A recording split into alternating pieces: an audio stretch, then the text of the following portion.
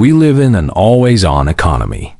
You are expected to be reachable 24/7, but the most successful people in 2025 won't be the ones who are always available. They will be the ones who know how to disappear. I locked my phone in this box. I cut off the internet. I tried the monk mode protocol for 7 days to see if extreme isolation actually equals extreme productivity. The results were honestly kind of frightening. Welcome back to Take and Grow. Let's talk about the modern condition. I call it the fragmented mind. Here is the reality of your day. You wake up, and before your feet even hit the floor, you check your notifications. You are letting the world dictate your mood before you've even brushed your teeth. You go to work, but you don't just work. You have Slack open. You have email open. You have 15 tabs open. You are multitasking.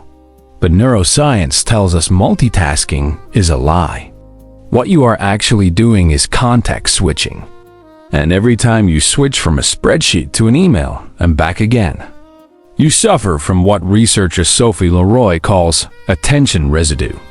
A part of your brain is still stuck on that email you just read, leaving you with less cognitive horsepower for the task right in front of you. By 2 p.m., you feel exhausted.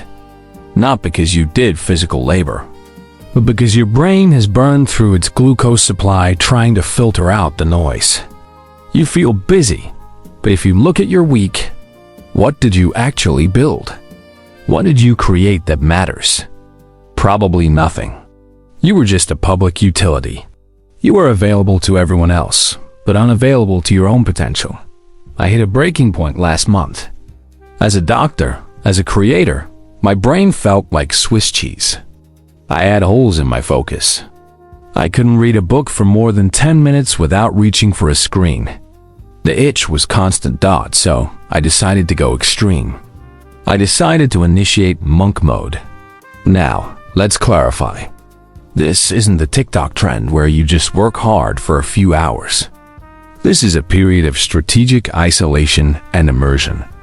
It is a complete, ruthless rejection of the attention economy. I committed to 7 days. Just 1 week. But in that week, I set strict protocols to see if I could reset my dopamine receptors and achieve a month's worth of work in 168 hours. Before I show you the schedule, you need to understand the rules. If you try this without a framework, you will quit within 24 hours. I established 3 non-negotiable laws. Law number 1, total digital isolation, the Lockbox method. Willpower is a finite resource. If you have to resist looking at your phone 500 times a day, you will eventually fail. You have to remove the option. I put my phone in a timed lockbox. I gave the emergency key to my partner. I told my family and my team, I am going dark for 7 days. Do not contact me unless there is blood or fire. No social media. No news. No, just checking. No email checking outside of one specific 15-minute window per day. Law number 2. Protect biological prime time.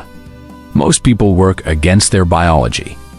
They try to do deep, creative work at 3 p.m. when their energy is crashing. I identified my biological prime time, the hours where my circadian rhythm makes me sharpest. For me, that is 6 a.m. to 11 a.m. The rule was, during these hours, I was not allowed to speak to a human being. No meetings, no calls, just output. Law number 3. Physical austerity, the glucose rule. Monk mode implies discipline. You cannot have a focused mind with a sluggish body. If your blood sugar is spiking and crashing, your focus will spike and crash. No alcohol. It destroys REM sleep, which destroys memory consolidation. No added sugar. It causes brain fog. 1 hour of physical exercise. This wasn't for vanity.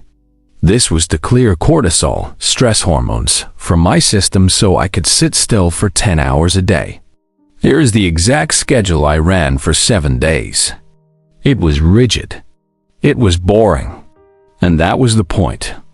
Boring is where the magic happens. 5 a.m. Wake up. No snooze button. The moment the alarm went off, feet on the floor, I immediately drank 1 liter of water with electrolytes. Your brain is dehydrated after sleep. Hydrate it before you demand performance from it. 5:15 a.m. to 6 a.m. Physical training.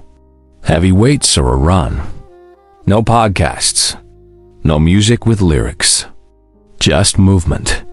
I wanted to wake up my central nervous system. 6 a.m. to 6:30 a.m. The cold exposure. A 3-minute cold shower. This is the transition. I am signaling to my body that comfort is not the priority today. Focus is the priority. It spikes dopamine by 250%, giving you a natural focus drug. 6:30 a.m. to 11:30 a.m. Deep work block 1. The creator phase. This is the holy grail. 5 hours of uninterrupted work. No phone. No internet browsing. Just the task, what I did. This is when I did the hardest mental lifting. Strategy. Writing. The things that require 100% of my cognitive. Load, 11:30 a.m. to 12:30 p.m. The refuel. First meal of the day. Intermittent fasting. High protein, healthy fats. No carb coma. 12:30 p.m. to 2 p.m. Deep work block 2. The manager phase. This was for tasks that required focus but less creativity. Editing, reviewing data, logistical planning. 2 p.m. to 3 p.m. The walk of silence. I went outside. No headphones. Just walking. This utilizes optic flow movement through space, quiets the amygdala, fear center, and helps the brain process data. 3 p.m. to 3:15 p.m. The comes window. 15 minutes to check email. If it wasn't urgent, it got deleted or archived.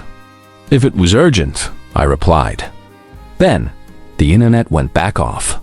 3:15 p.m. to 5 p.m. Passive input. Reading books. Learning. 5 p.m. to 9 p.m. Shutdown. Time with family. Phone free. 9 p.m. Lights out. This looks perfect on a spreadsheet. In reality, the first 3 days were a psychological war. Let me be honest about what happens when you strip away the dopamine hits. Day 1 was easy. It was novelty. I felt like a Spartan. I felt superior. I crushed my to-do list up at day 2 and day 3. That is what I call the trough of sorrow. The phantom vibration syndrome kicked in. I would be sitting at my desk, deep in work, and my hand would twitch toward my pocket. I'd realize the phone wasn't there, and I'd feel a spike of actual anxiety. My chest would tighten up, my brain started playing tricks on me.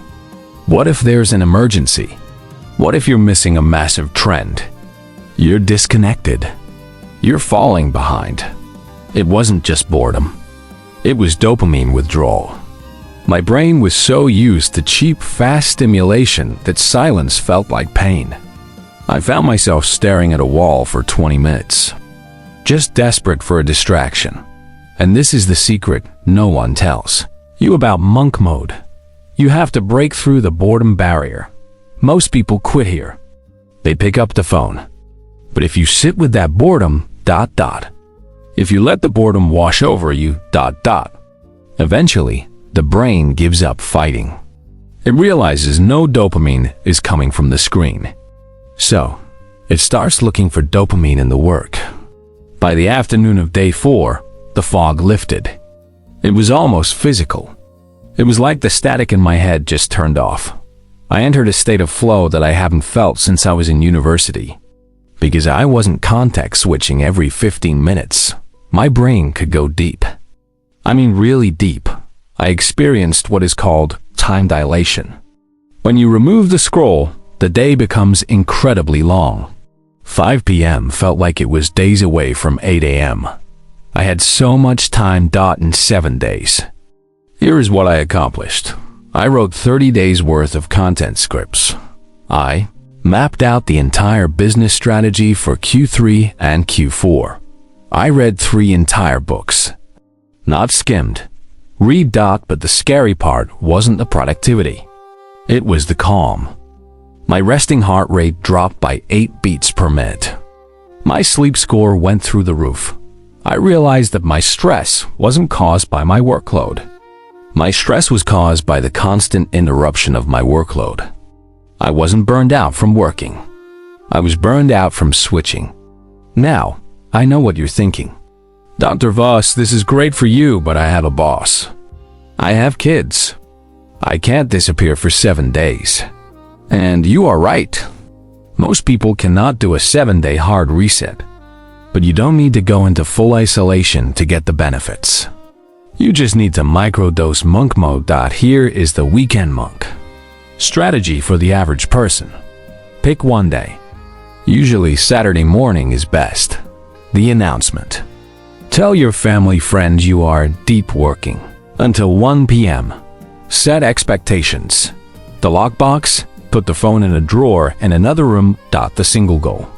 Pick one massive project you've been procrastinating on. Not chores. A project that moves the needle. Execute.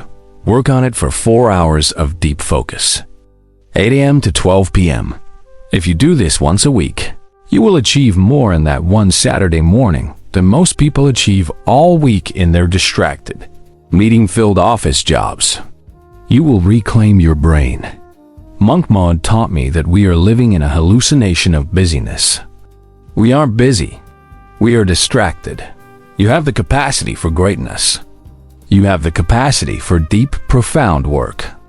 But you cannot access it while you are notifying Jeff Bezos every time you open Amazon or checking what a stranger ate for lunch on Instagram. You have to choose. Do you want to be connected or do you want to be effective? If you are tired of the fragmentation and you want to try this, hit that like button. It helps the channel reach more people who need to focus. And if you are ready to master your productivity and build a mind that can actually focus, subscribe to Take and Grow. I have a challenge for you. Can you do just 4 hours of monk mode tomorrow morning? No phone, no internet. Just your work. Tell me in the comments. What is the one project you would finish if you had 0 distractions? Thank you for watching. Go dark. Get focused.